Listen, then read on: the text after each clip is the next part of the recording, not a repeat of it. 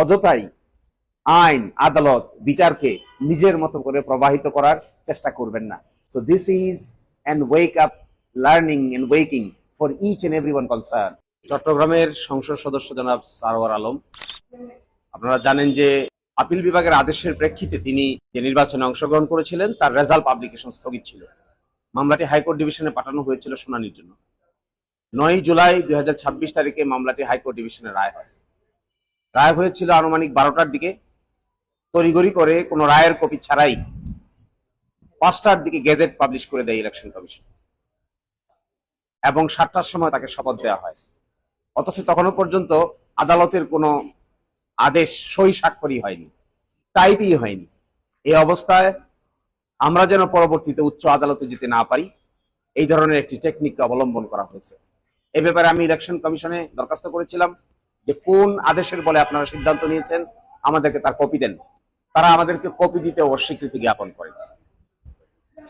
আমার মনে হয় বাংলাদেশের ইতিহাসে এটাই একমাত্র ঘটনা যেখানে তড়িঘড়ি করে 5 ঘন্টার ভিতরে ইলেকশন কমিশন এরকম একটি পদক্ষেপ নিল। এবং সাডেনলি এই ধরনের পদক্ষেপ বিচার বিভাগের জন্য এবং আইনের শাসনের জন্য মঙ্গলকর নয়। ওই দিন ছিল বৃহস্পতিবার, শুক্রবার এবং শনিবার 2 দিন মাঝখানে ছিল।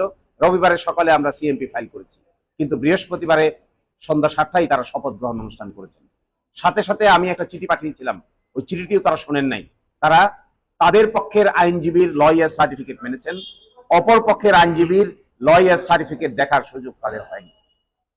এই ঘটনা থেকে এটা প্রমাণিত হয় যে আসলে ইলেকশন কমিশনকে সরকার যদি এইভাবে ব্যবহার করে নিজের ইচ্ছা মতো তড়িঘড়ি করে যা ইচ্ছে তাই করাতে চান, করাতে পারবেন, কিন্তু এটি কোনো ভালো দৃষ্টান্ত হবে না।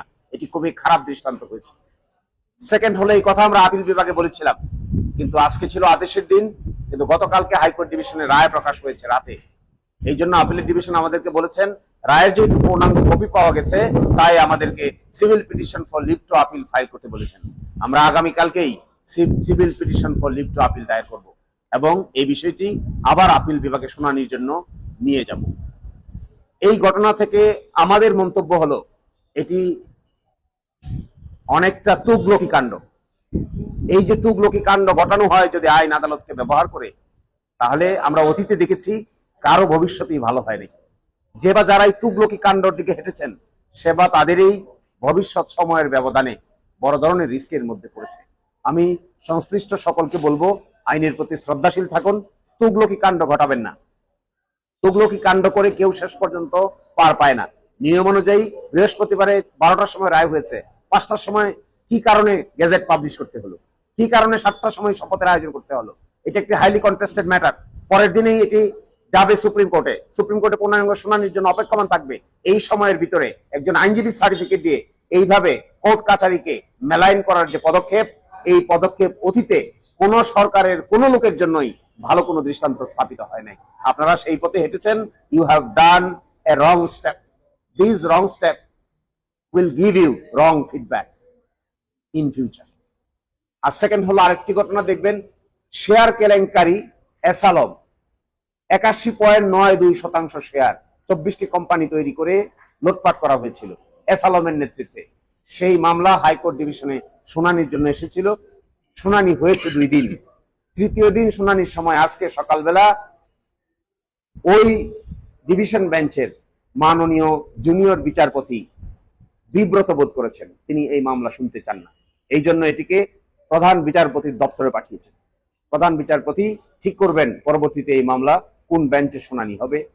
এবং এই ক্ষেত্রে আমরা মনে করি this trend is also not a good trend. একটা মামলা 2 দিন শুনানির পরে, 3 দিন রুল শুনানির পরে, তৃতীয় দিন এসে মাননীয় জুনিয়র বিচারপতি বিব্রত বোধ করেছেন, তিনি ইসলামী ব্যাংকের কেলেঙ্কারি সংক্রান্ত মামলা শুনতে প্রস্তুত নন। আমার মনে হয় এগুলো বিচার বিভাগে ভালো কোনো নজির তৈরি করবে না। উই অল কনসার্ন গভর্নমেন্টের উচ্চ পর্যায়ে, বাংলাদেশ ব্যাংক সহ সকলেই যেভাবেই আছেন, দয়া করে বিচার বিভাগকে সঠিকভাবে ফাংশন করতে সাহায্য করেন। অতীতের অভিজ্ঞতা থেকে শিক্ষা গ্রহণ করেন। অযথাই আইন আদালত বিচারকে নিজের মতো করে প্রবাহিত করার চেষ্টা করবেন না। এটা কারো কপালেই শেষ পর্যন্ত ভালো কিছু প্রদান করে না।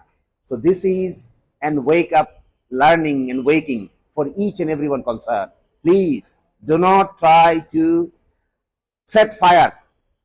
বিচার বিভাগকে ব্যবহার করে, বন্দুক ব্যবহার করে, বিচার বিভাগের গায়ে বন্দুক রেখে শিকার করার প্রবণতা কোনোদিন ভালো কিছু বয়ে আনে না। আমি আশা করব সকলেই সতর্ক হবেন, অন্যথায় যে যার পরিণতি বরণ।